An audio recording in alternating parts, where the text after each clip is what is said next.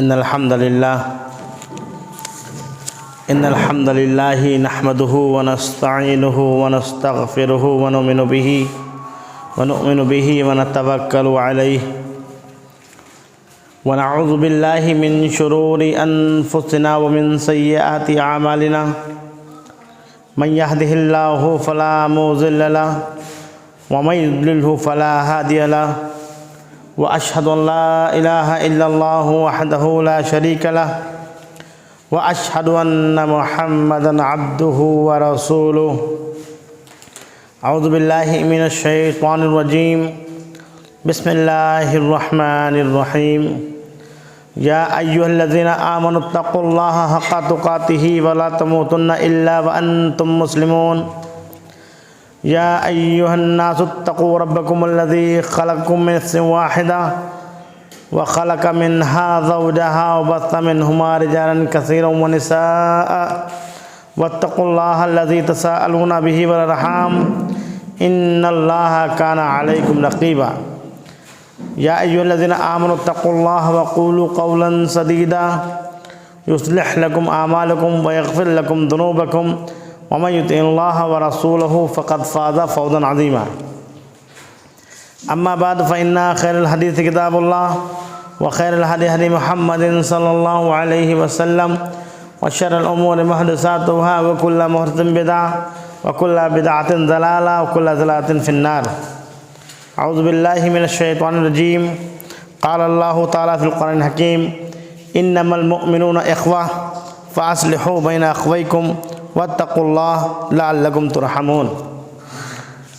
تمام تعریف، بزرگی، بڑائی، کبریائی، حمد و ثنا اللہ وحدہ لا شریک کے لیے لائق اور زیبا ہیں، جس نے تنہا اس کائنات کو بنایا۔ بے شک وہی خالق ہے، وہی مالک ہے، وہی رازق ہے۔ سبحان اللہ و بحمدہ، سبحان اللہ العظیم۔ بے شمار درود و سلام نازل ہوں ہمارے آخری پیغمبر، شافی محشر، امام الانبیاء، سید المرسلین محمد رسول اللہ صلی اللہ علیہ وسلم پر، جن کے ذریعے اللہ رب العالمین نے ہماری رشد و ہدایت کی، اس دین کو مکمل کیا۔ اللہم صلی علی محمد وعلی آل محمد کما صلیت علی ابراہیم وعلی آل ابراہیم انک حمید مجید۔ اللہم بارک علی محمد وعلی آل محمد کما بارکت علی ابراہیم وعلی آل ابراہیم انک حمید مجید۔ محترم حاضرین، سامعین و سامعات، میں نے ابھی خطبہ مسنونہ کے بعد آپ حضرات کے سامنے سورہ حجرات سورہ نمبر 49 کی آیت نمبر 10 کی تلاوت کی ہے۔ آج انشاءاللہ جمعہ کا خطبہ، اس کا موضوع ہے مسلمان آپس میں بھائی بھائی۔ جیسا کہ میں نے پہلے آیت پڑھی ہے کہ انما المؤمنون اخوہ، یقیناً مومن آپس میں بھائی بھائی ہیں۔ فاصلحوا بین اخویکم، اگر بھائیوں میں آپس میں کوئی اختلاف، کوئی ناراضگی ہو جائے تو ان کے درمیان اصلاح کا کام بھی مسلمانوں کو ہی کرنا ہے۔ واتقوا اللہ، اور اللہ سے ڈرتے رہو، لعلکم ترحمون، تاکہ تم پر رحم کیا جائے۔ اس سے پہلے کہ میں موضوع شروع کروں، آئیے اسلام سے قبل کے حالات دیکھ لیتے ہیں، جس کو دور جہالت کہتے ہیں، جاہلیت کا زمانہ تھا۔ اس کی خصوصیات کیا تھیں؟ اس وقت معاشرہ کس چیز سے مشہور تھا؟ ہمیں اور آپ کو قرآن حکیم کو بغور پڑھنا چاہیے۔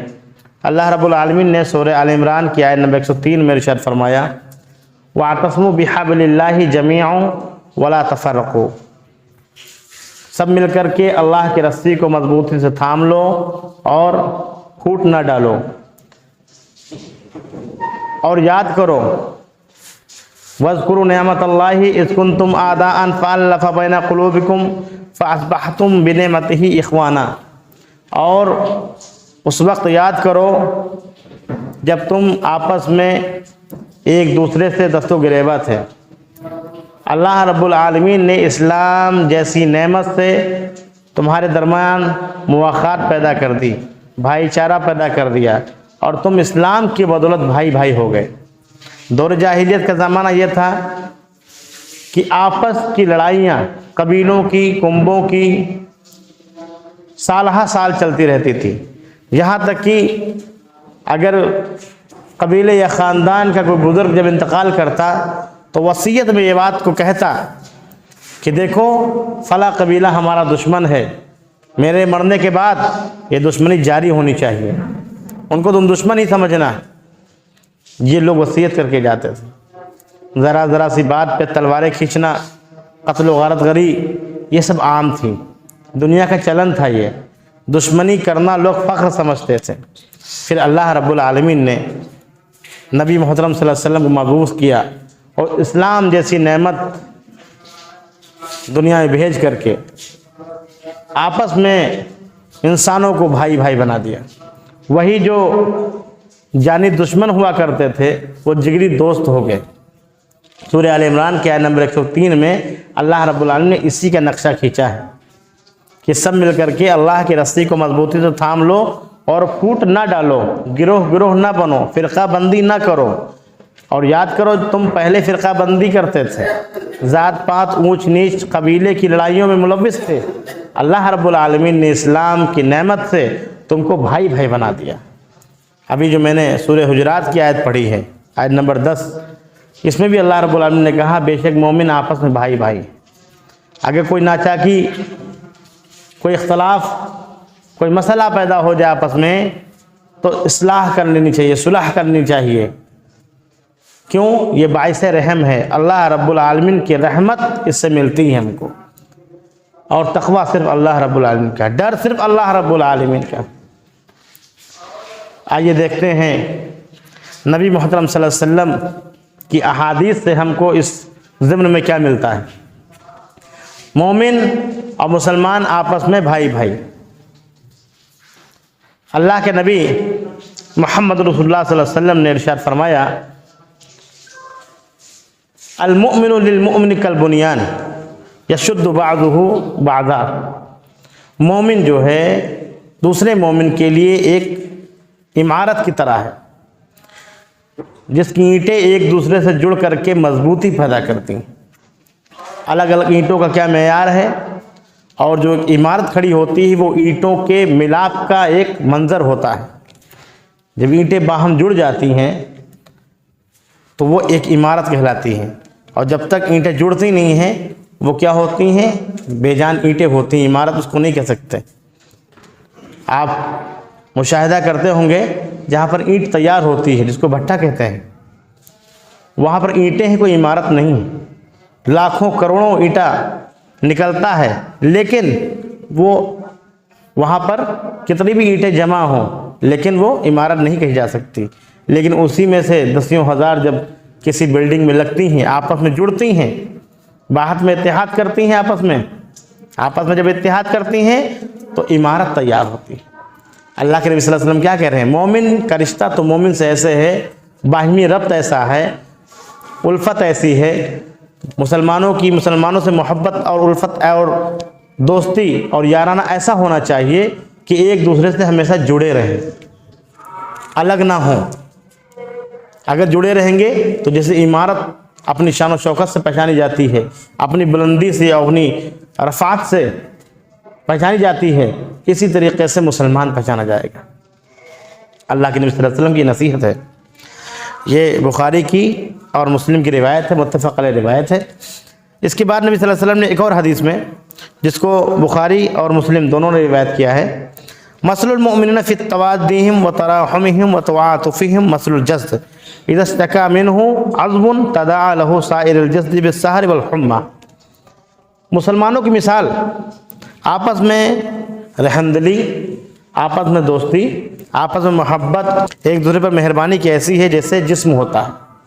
پہلی مثال اللہ کے نبی صلی اللہ علیہ وسلم نے کہا عمارت جیسی، مسلمانوں کا رشتہ آپس میں ایسا ہونا چاہیے جیسے عمارت ایک ہو، دوسری مثال میں اللہ کے نبی صلی اللہ علیہ وسلم نے کہا کہ مسلمانوں کو ایک جسم کی مانند ہونا چاہیے. اگر جسم کے کسی حصے میں درد ہوتا ہے تو پورا شریر، پورا جسم اس درد سے بخار میں ہوتا ہے. ایسے ہی ہونا چاہیے کہ جیسے بھی ہمارے کسی بھی مسلمان بھائی کی طرف کوئی دقت ہو، وہ دقت ہمارے ہونی چاہیے. اللہ کے نبی صلی اللہ علیہ وسلم نے اس طریقے سے ربط بتایا ہے مسلمانوں کو آپس میں. ایک اور روایت میں نبی صلی اللہ علیہ وسلم نے ارشاد فرمایا المؤمن مرآۃ المؤمن. یہ ابو داؤد کی روایت ہے اور اس کو الادب المفرد میں امام بخاری رحمہ اللہ نے اس کو ذکر کیا ہے. اس میں اللہ کے نبی صلی اللہ علیہ وسلم نے مثال دی ہے کہ مومن مومن کا آئینہ ہے، مسلمان مسلمان کا آئینہ ہے. جب ہم آئینے میں دیکھتے ہیں تو کیا نظر آتا ہے؟ ہمارے عیب نظر آتے ہیں، ہماری خوبی نظر آتی ہے، ہماری کمی نظر آتی ہے، ہمارے چہرے پہ داغ دھبا ہے وہ نظر آتا ہے. اسی طریقے سے ہمارا رشتہ جو ہمارے مسلمان بھائی سے ہونا چاہیے وہ بالکل اسی طریقے سے ہونا چاہیے. مثال کے طور پہ شیشہ ہم دیکھتے ہیں، آئینہ ہم دیکھتے ہیں. اگر آئینہ صاف نہ ہو تو کیا ہمارا چہرہ صاف نظر آئے گا؟ ہمارے چہرے پہ کوئی داغ ہے، ہمارے چہرے پہ کوئی عیب ہے، ہمارے چہرے پہ کوئی چیز لگی ہوئی ہے تو کیا وہ ہمارے آئینے میں نظر آئے گی جب تک کہ آئینہ گندا ہے؟ آئینے کے طریقے سے مومن کو، مسلمان کو صاف ہونا چاہیے. آئینے میں اگر عیب ہے تو ہمارا چہرہ، ہماری شکل، ہماری تصویر صحیح ہم کو دکھائی نہیں دے گی. نبی صلی اللہ علیہ وسلم نے مثال دی ہے، یہ جوامع الکلم میں آتی ہے. یہ نبی صلی اللہ علیہ وسلم کی خوبیاں تھی کہ ایک بات کو نبی صلی اللہ علیہ وسلم کہتے تھے اور ہزاروں مطلب اس سے نکلتے تھے. اس کو جوامع الکلم بولتے ہیں. مومن کا آئینہ ہے. اگر آئینہ صاف ہے اور صاف ہونا چاہیے آئینے کو، تبھی ہماری تصویر، ہماری شکل و شبیہ اس میں دکھائی دے گی. مومن کو بالکل صاف ہونا چاہیے، مسلمان کو بالکل صاف ستھرا ہونا چاہیے. اگر مسلمان ہمارا صاف ہے، اگر ہم صاف ہیں تبھی تو ہم سامنے والے کو صاف صاف دیکھیں گے. آئینہ ہمارا اگر صاف ستھرا ہے تو ہماری شکل پہ جو داغ دھبے ہیں، جو عیب ہیں، جو کمی ہے، جو نقص ہے، وہ ہمارے آئینے میں نظر آئے گی. اگر آئینہ ہی دھندلا ہے، آئینہ ہی گندا ہے تو ہمارے چہرے کی گندگی نہیں دکھائی دے گی. اس سے نبی صلی اللہ علیہ وسلم نے بہت ساری باتیں سمجھائی، بڑی بڑی باتیں. جیسے آئینہ ہوتا ہے ایسے ہی مسلمان کو ہونا چاہیے. ایک مسلمان دوسرے مسلمان کا آئینہ ہے. ہم یہ چاہتے ہیں کہ جب ہم آئینے میں دیکھیں تو ہمارے عیب، ہماری کمی، ہمارے نشانات جو چہرے پڑے ہیں وہ ہم کو ہی دکھائی دیں. صرف چہرے پہ داغ ہو اور آئینہ ہم صاف کریں تو کیا چہرے کے داغ مٹ جائیں گے؟ ہم پہلے اپنا دامن صاف کریں، اپنا چہرہ صاف کریں، پھر ہم آئینہ دیکھیں. ہم آئینہ دیکھیں کہنے کا مطلب یہ ہے کہ پہلے اپنے اندر کی کمیاں، اپنے اندر کی کوتاہیاں، اپنے اندر کے عیوب ہم پہلے دور کریں، پھر اپنے مسلمان بھائی کو اس نظر سے دیکھیں. ہم تب آئینہ دیکھیں. ہوتا کیا ہے؟ آئینے میں آئینہ جھوٹ نہیں بولتا ہے. آئینہ جھوٹ نہیں بولتا ہے. مسلمان کو بھی جھوٹ نہیں بولنا چاہیے. جو اگر کمی ہے تو کمی کو کمی بتائیں، اور اگر کوئی خوبی کسی کے اندر ہے تو وہ خوبی بتائیں. کیوں؟ یہ آئینے کی صفت ہے. آئینہ جھوٹ نہیں بولتا ہے. جو داغ ہے وہ منہ پہ بولتا ہے، کوئی کمی ہے تو منہ پہ بولتا ہے، آپ سے بتاتا ہے آپ کے عیب. تو مومن کو یہ چاہیے کہ آئینے کے طریقے سے سچ بولے اور جس کی جو عیب ہیں اس کو ہی بتائیں. کیا آپ نے کبھی سنا ہے کہ آپ نے آئینہ دیکھا اور آئینے نے ساری چیزیں کیپچر کر لیں اور اس کے بعد کسی دوسرے بھائی نے دیکھا، آپ کے عیوب اس کو بتا دیے؟ ایسا بتایا کبھی؟ آئینے کی کوالٹی ہے، آئینے کی صفت ہے کہ جو اس کے سامنے جاتا ہے اس کو عیوب بیان کرتا ہے، اس کی خوبی بیان کرتا ہے. ہمارا اور مسلمانوں کا رشتہ ایسا ہی ہونا چاہیے آئینے کی طرح. ہم کسی مسلمان سے جب ملیں تو وہ ہمارے عیب کو ہم کو بتائے، دوسروں کو نہ بتائے. ہم کو ہمارے عیب بتائے، ہمیں ہماری کمیاں، ہماری کوتاہیاں، ہمارے نقص ہم کو بتائے، نہ کہ کسی دوسرے کو بتائے۔ یہ نبی صلی اللہ علیہ وسلم کی اہم نصیحت ہے۔ مومن مومن کا آئینہ ہے۔ ہماری کمی کسی اور سے بتا کر کے گناہوں میں اضافہ ہوتا ہے۔ آج کل کیا ہے، مسلمانوں کے اندر کمیاں کم ہیں، غلطیاں کم ہیں، غلط فہمیاں زیادہ ہیں۔ مسلمانوں کے درمیان غلطیاں کم ہیں، غلط فہمیاں زیادہ ہیں۔ آئینے کی اور ایک اور صفت ہے کہ وہ صرف ظاہر دکھاتا ہے۔ کیا دکھاتا ہے؟ صرف سامنا، جو آپ ہیں وہ آپ نظر آئیں گے، آپ کے دل کا حال آئینہ نہیں جانتا۔ مومن کو بھی ایسا ہی ہونا چاہیے، مسلمان کو بھی ایسا ہی ہونا چاہیے۔ ہم کسی کے دل میں جھانکنے والے نہ بنیں۔ ہم کیسے جان سکتے ہیں کہ دل سے آپ برے ہیں؟ اکثر یہ سننے کو ملتا ہے مسلمانوں میں آپس میں کہ فلاں صاحب بہت اچھے دکھتے ہیں لیکن دل میں بڑی برائیاں ہیں۔ کیسے دیکھ لیا آپ نے دل کو؟ کیسے جانچ لیا آپ نے دل کو؟ کیسے اندر جھانکا آپ نے؟ دل کو کیسے کھول کے دیکھ لیا آپ نے؟ دل کے بہت برے ہیں، دل میں ان کی کینہ ہے، بغض ہے، عداوت ہے، دشمنی ہے۔ کیسے دیکھا بتائیے ذرا، ہم کو بھی دیکھنا ہے۔ آئینہ ہونا چاہیے مومن کو مسلمان کے لیے آئینہ ہونا چاہیے۔ ظاہری چیزوں کو دیکھ کر کے فیصلہ سنانا چاہیے۔ دلوں کے حال صرف اللہ رب العالمین جانتا ہے۔ اسامہ بن زید ایک جگہ غزوے کے لیے گئے، ایک بستی پہ حملہ کیا، وہاں پر قتل و غارت گری ہوئی اور اچھی جنگ ہوئی۔ اسامہ بن زید نے ایک شخص پہ تلوار کھینچی تو کہنے لگا لا الہ الا اللہ محمد رسول اللہ۔ اس نے کلمہ پڑھ لیا، وہ کلمہ پڑھتا رہا، آپ نے قتل کر دیا۔ کہا کہ کیا کیا؟ حضرت اسامہ نے اس شخص کو قتل کر دیا جو کلمہ پڑھ رہا تھا۔ غزوہ ہو گیا، وہ شخص قتل ہو گیا۔ واپسی پہ نبی صلی اللہ علیہ وسلم سے حضرت اسامہ نے اور لوگوں نے یہ واقعہ بیان کیا۔ نبی صلی اللہ علیہ وسلم نے کہا کہ وہ کلمہ پڑھتا رہا اور تم نے اسے قتل کر دیا؟ کہا ہاں اللہ کے رسول، میں نے قتل کر دیا کیونکہ اس نے ڈر سے کلمہ پڑھا تھا،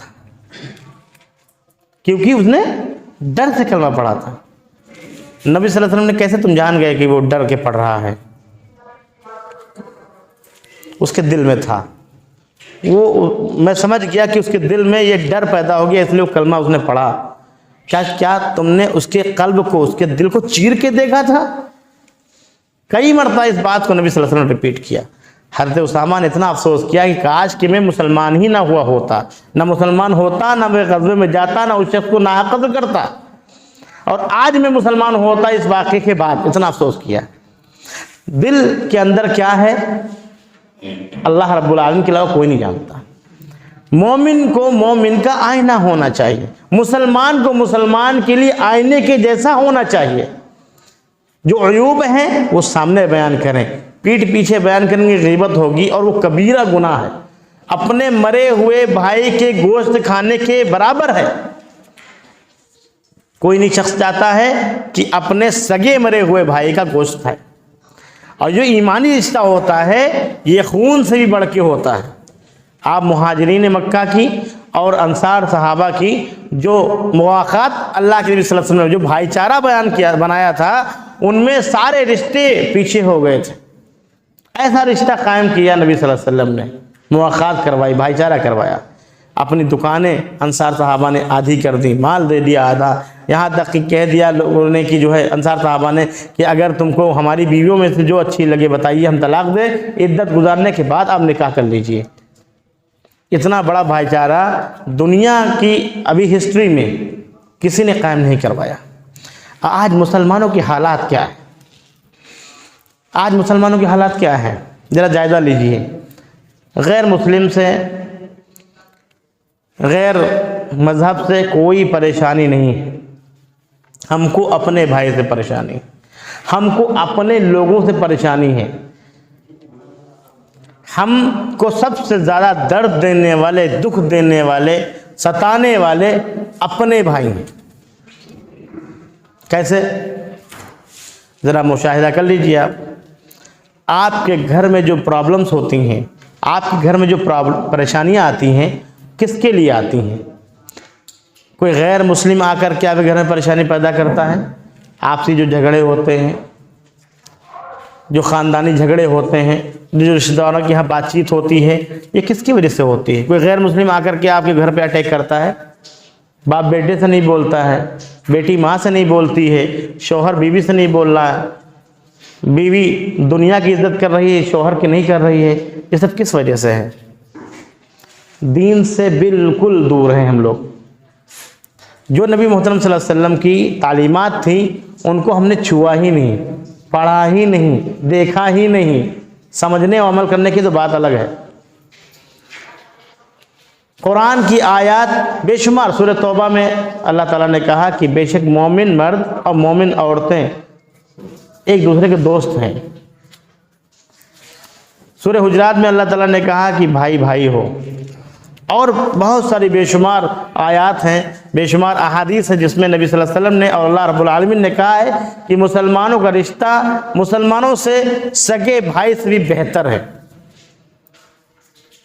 آج وہ رشتہ ہم نے جانا ہی نہیں، ہم اس رشتے کو برابر پامال کرتے ہیں، اپنے علاوہ دوسروں کی باتوں پر بہت زیادہ وشواس کر لیتے ہیں، اور پورا اعتماد رہتا ہے کہ ہاں یہ ہماری نیا پار کرا دیں گے، ہمارا بھائی ہمارا اپنا یہ بیکار ہے۔ پوری طریقے سے ہمارے دل و دماغ کو قابو میں لوگوں نے کر لیا، شیطان نے قابو کیا۔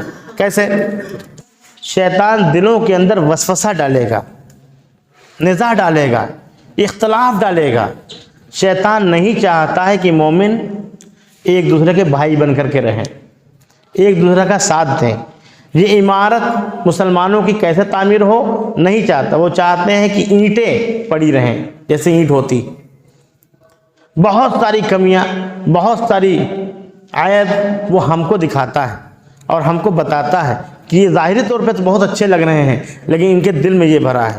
یہ سوال جب بھی پیدا ہو ہمارے اور آپ کے یا کسی کے بھی دماغ میں، جب دل میں یہ خیال آئے کہ یہ صاحب ہم سامنے سے بہت اچھے لگتے ہیں، کیا بولتے ہیں ماشاءاللہ بہت اچھا ہے، لیکن دل میں، تو اس بات کو جان لیجئے کہ آپ خدائی دعویٰ کر رہے ہیں۔ یہ دل کا حال آپ کیسے جان سکتے ہیں؟ یہ تو شیطان وسوسہ ڈال رہا ہے دل میں آپ کے، اور وہ اس کی آپ پیروی کر رہے ہیں، اس کی ہم پیروی کر رہے ہیں کہ ہاں فلاں صاحب ایسا نہیں ویسے۔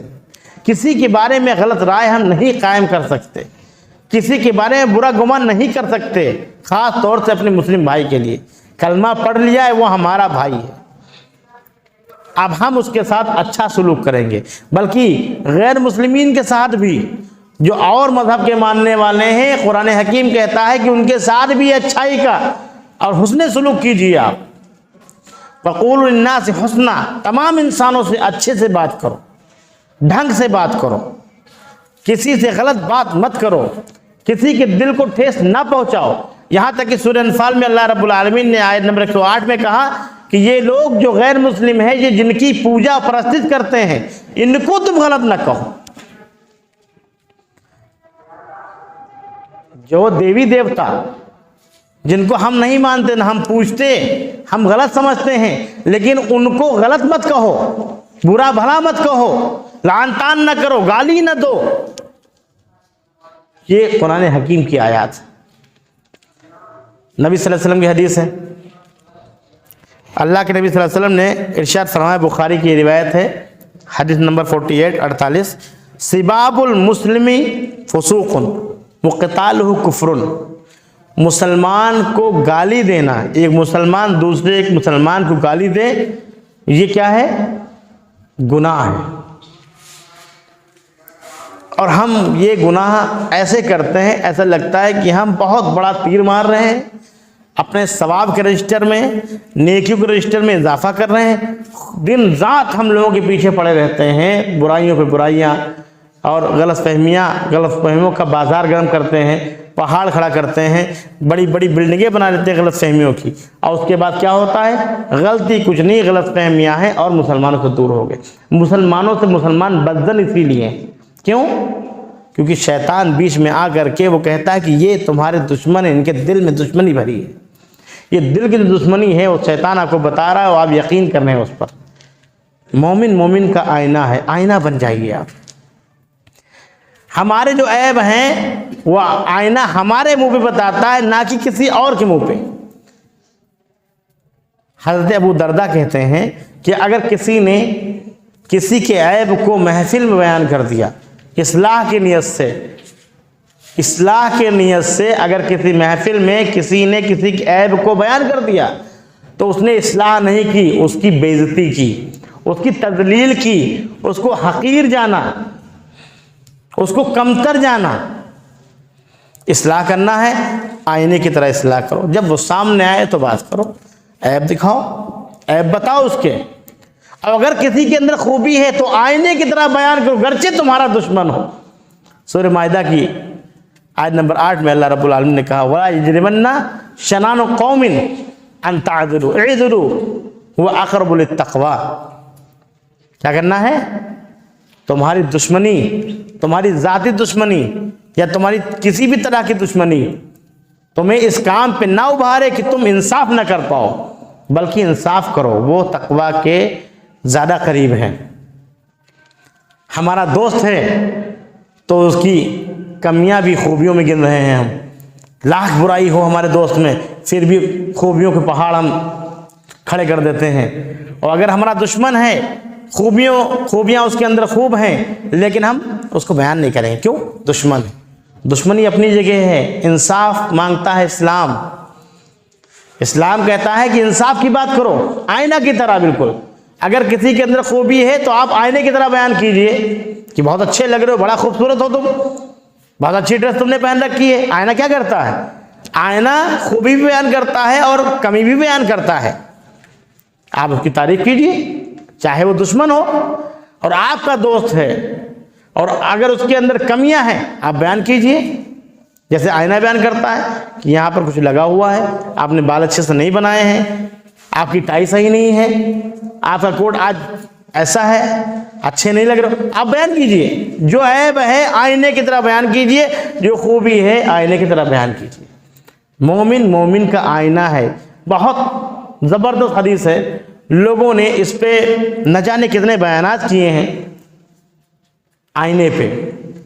مومن کو، مسلمان کو اللہ کا کلام اور نبی صلی اللہ علیہ وسلم کا فرمان سن کر کے اس پر عمل کرنا چاہیے۔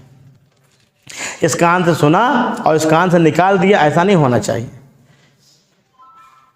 ہم نے آج سنا کہ مومن مومن کا بھائی ہوتا ہے، مسلمان مسلمان کا بھائی ہوتا ہے، تو بھائیوں جیسا سلوک ہونا چاہیے، بھائیوں کے جیسا سلوک ہونا چاہیے۔ اگر وہ اچھا ہے تو اس کو اچھا کہیے، اگر وہ برا ہے تو اس کو برا کہیے۔ آپ کو ایک آخری مثال دے کر کے میں بات ختم کر لوں گا انشاءاللہ۔ شیخ بن باز کا آپ نے نام سنا ہوگا، عرب میں رہتے تھے لیکن پوری دنیا ان کو مانتی ہے کہ بہت اچھے عالم تھے، بہت اچھا، ان کا مقبولیت میں بہت زیادہ بڑھ گئے، بہت زیادہ ان کی مقبولیت، جیسے اس کو آج کل فالوور کہتے ہیں نہیں، آج اتنے ملین فالوور ہو گئے۔ شیخ بن باز بہت زیادہ مقبولیت پا گئے، تو ان کے ایک شاگرد تھے، انہوں نے کہا کہ شیخ ایک بات بتائیے کہ آپ اتنا مقبول کیسے ہو گئے، اتنا مشہور کیسے ہو گئے، تقوی میں، دینداری میں اور عالموں میں، مفتیان اکرام میں کیسے اتنا مشہور ہو گئے؟ تو انہوں نے کہا مجھے تو پتہ نہیں کہ میں کیوں مشہور ہوا ہوں اتنا، مجھے تو کوئی خوبی یا کوئی کمی یا مجھے کوئی ایسی چیز نظر نہیں آئی جس کی وجہ سے میں مشہور ہو گیا ہوں۔ بہت اصرار کرنے کے بعد شاگرد سے انہوں نے کہا کہ دنیا بھر کے مسائل میرے پاس آتے ہیں، دنیا بھر کے میرے پاس لوگ آتے ہیں، لیکن ہو سکتا ہے اس وجہ سے لوگوں نے مجھے پسند کیا ہو کیونکہ میں تمام لوگوں کے لیے اپنے دل میں بغض کینہ کچھ نہیں رکھتا ہوں، میرا دل سارے لوگوں کے لیے صاف ہے۔ اور یہ ایک بہت بڑی نیکی ہے۔ نبی صلی اللہ علیہ وسلم کی مجلس میں، مسجد نبوی میں ایک شخص آیا، وضو کیا، وضو کر کے 2 رکعت پڑھی اور مصافحہ کیا اور چلا گیا۔ نبی صلی اللہ علیہ وسلم نے کہا یہ جا رہا ہے جو، یہ جنتی شخص ہے۔ کون ہے یہ؟ جنتی۔ صحابہ کہہ رہے ہیں کمال ہے، ہم تو محفل میں بیٹھے ہوئے، ہم آپ سے درس سیکھ رہے ہیں، اور یہ شخص آیا، وضو کیا، مصافحہ کیا، جنتی۔ دوسرے دن پھر وہی شخص آیا، آپ صلی اللہ علیہ وسلم نے کہا یہ جنتی شخص ہے۔ تو 3 بار جب نبی صلی اللہ علیہ وسلم نے بشارت دے دی اس کو، تو ایک صحابی تھے اور انہوں نے کہا کہ میں جاننا چاہتا ہوں کہ ایسی کیا خوبی ہے اس کے اندر کہ نبی صلی اللہ علیہ وسلم کی زبان مبارک سے بار بار بشارت مل رہی ہے اس کو۔ 3 دن اس کے ساتھ میں رہے۔ حدیث سے مسئلہ یہ نکلتا ہے کہ کسی کے بارے میں اگر ہم کو کوئی فیصلہ کرنا ہے تو ایسے ظاہراً دیکھ کر کے اس کی نیکی یا اس کی برائی یا اس کے اچھے یا برا ہونے کے نتیجے پہ نہ آئیں آپ، بلکہ رزلٹ کے لیے، فیصلے کے لیے آپ 3 دن اس کے ساتھ مسلسل رہیں۔ 3 دن اس کے ساتھ رہا۔ ایک صحابی جن کو بشارت ملی تھی جنت کی، ان کے ساتھ میں ایک صحابی جو نبی صلی اللہ علیہ وسلم کی محفل میں بیٹھے تھے، وہ اس لیے اٹھ کر کے ان کے ساتھ میں ہو لیے کہ دیکھتا ہوں اس کے اندر کون سی خوبی ہے، بشارت پہ بشارت مل رہی ہے۔ 3 دن ساتھ میں رہے، کوئی خاص عمل نہیں۔ بہت سے لوگ سوچتے ہیں جنت پانے کے لیے رات دن نماز، رات دن روزہ، ایسا نہیں ہے۔ جتنا بتایا نبی صلی اللہ علیہ وسلم نے اتنے فرائض پہ عمل کیجیے۔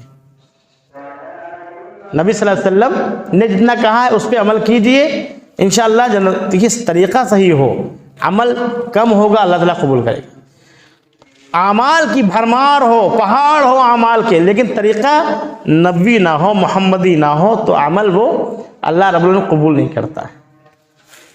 3 دن کے بعد میں جب وہ صحابی جانے لگے، کہا کہ 3 دن سے میں آپ کے ساتھ میں ہوں، جتنی نمازیں آپ پڑھتے اتنی میں پڑھتا ہوں، جیسے آپ لوگوں کے ساتھ حسن اخلاق سے ملتے ہیں میں بھی ملتا ہوں، آپ کاروبار میں حلال و حرام کی تمیز کرتے ہیں میں بھی کرتا ہوں، آپ لوگوں سے اچھے سے بولتے ہیں میں بھی کرتا ہوں، آپ بیوی بچوں کا خیال رکھتے ہیں میں بھی یہی کرتا ہوں، پھر ایسی کون سی خوبی ہے جس کی وجہ سے نبی صلی اللہ علیہ وسلم نے کہا کہ آپ جنتی ہیں؟ کہا مجھے خود نہیں پتا کہ میرے اندر کوئی ایسی خوبی ہے۔ تو کہا پھر کیا؟ نبی صلی اللہ علیہ وسلم تو جو کچھ بولتے ہیں سچ بولتے ہیں۔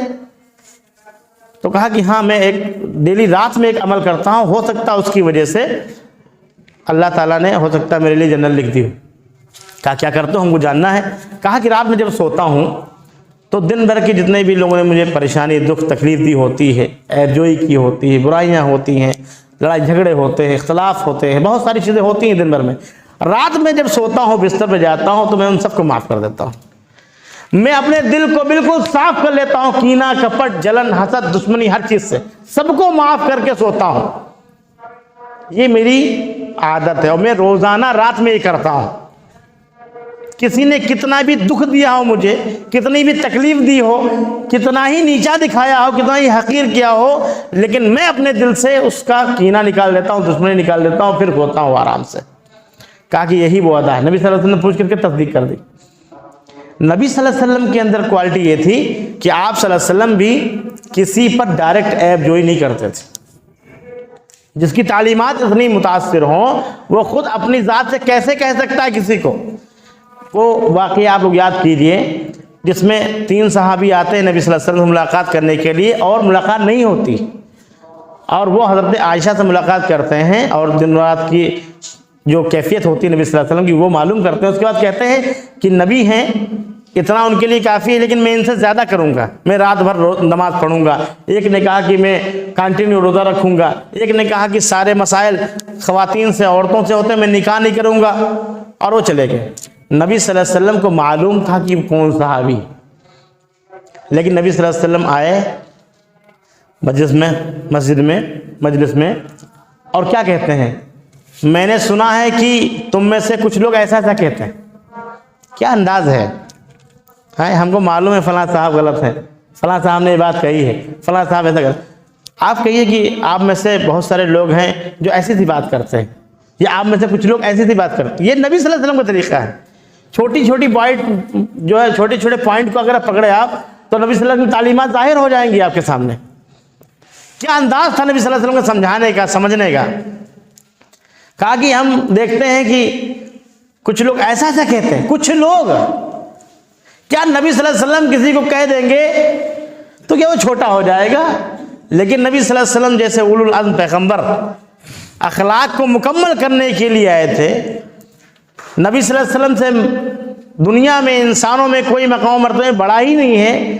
آپ صلی اللہ علیہ وسلم اس چیز کا لحاظ کر رہے ہیں کہ میرے کسی بھائی کو میں ایسے نہ کہہ دوں کہ تم نے ایسا کیوں کیا، تم نے یہ کہا، تم نے یہ چیز غلط ہے۔ نبی صلی اللہ علیہ وسلم تم میں سے کچھ لوگ ایسا ایسا کہتے ہوئے پائے جاتے ہیں، ایسا نہیں ایسا ہے. یہ نبی صلی اللہ علیہ وسلم کا انداز تھا. نبی صلی اللہ علیہ وسلم نے جو تعلیمات دی ہیں ان کو ہم سنیں, اس پر عمل کریں. مسلمان ہمارا بھائی ہے. کسی غیر مسلم کے سامنے اگر کوئی مسلمان ہے اس کا ہم سپورٹ کریں گے, اس کی ہم بات کریں گے, اس کی حمایت کریں گے. وہ ہمارا بھائی ہے, ہم اس کے لیے سب کچھ کریں گے. دنیا کیا کہتی ہے, لوگوں کے خیالات کیسے ہیں, لوگ کیسی سوچ رکھتے ہیں, لوگوں کے کیا حالات ہیں, ڈزنٹ میٹر. ہم کو اس سے کوئی مطلب نہیں. ہمارے لیے سب سے پہلے ہمارے آخری نبی محمد صلی اللہ علیہ وسلم کی نصیحت ہے. کہاں ہے مسلمان بھائی ہیں تو بن کر کے دکھائیں گے. کہیں کوئی مسئلہ ہے تو مسلمان کا ہم ساتھ دیں گے, اپنے مسلمان کا فیور لیں گے, مسلمان کی بات کریں گے, اس کی اصلاح کریں گے. اگر کوئی کمی ہے, کوئی عیب ہے تو اس کے اندر بتائیں گے, اس سے بتائیں, کسی اور سے نہیں بتائیں گے, اسی سے بتائیے. ہوتا کیا ہے, طاقت دیکھ کر کے, رتبہ دیکھ کر کے, عہدہ دیکھ کر کے سامنے آدمی نہیں بول پاتا ہے. غلط ہے. وہ بھی آئینہ ہے, ہم بھی آئینہ ہیں. ہم سب ایک دوسرے کے آئینہ ہیں. شیشے میں جیسے دیکھتے ہیں بالکل ویسے صاف ستھرا ہو. شیشہ گندا کر کے اس کے بعد میں اپنے چہرے کو نہیں صاف کرنا چاہیے. پہلے شیشہ صاف کیجئے, اپنے دل کو صاف کیجئے, اور اس کے بعد ظاہری طور پہ آپ فیصلہ کر دیجئے. دل کے حالات صرف اللہ تعالیٰ جانتا ہے کہ مجھے یہ دکھتے تو اچھے ہیں, بولتے بہت اچھے ہیں, ان کے تعلقات بہت بڑھیا ہیں, ہر مسئلے میں بول دیتے ہیں یہ, لیکن ان کے دل میں یہ ہے, انہوں نے ڈیلنگ کر رکھی ہے, انہوں نے سیٹنگ کر رکھی ہے, ایسا کر رکھا ہے. کیا ہے دل کی کیفیت آپ کب سے جاننے لگے؟ دل کے حال تو صرف اللہ تعالیٰ جانتا ہے. ہم ظاہری چیزیں دیکھیں اور فیصلہ کریں, یہی سنت ہے. اللہ رب العالمین سے دعا ہے کہ اللہ رب العالمین ہم سب کو نبی صلی اللہ علیہ وسلم کی تمام احادیث پر, سنتوں پر عمل کرنے کی توفیق عطا فرمائے. آمین. اے اللہ جہاں کہیں مسلمان پریشان حال ہیں, اے اللہ پریشانی کو دور کر دے. جو لوگ بیمار ہیں ان کو شفائے عاجلہ دے. اے اللہ جو قرض میں ڈوبے ہوئے بھائی ہیں ان کی قرض کی ادائیگی کوئی سبیل پیدا کر دے. اے اللہ ہم کو سب کو نیک بنا دے اور ایک بنا دے, آپس میں بھائی بھائی بن کر کے ہم رہیں. آمین. وآخر دعوانا الحمدللہ.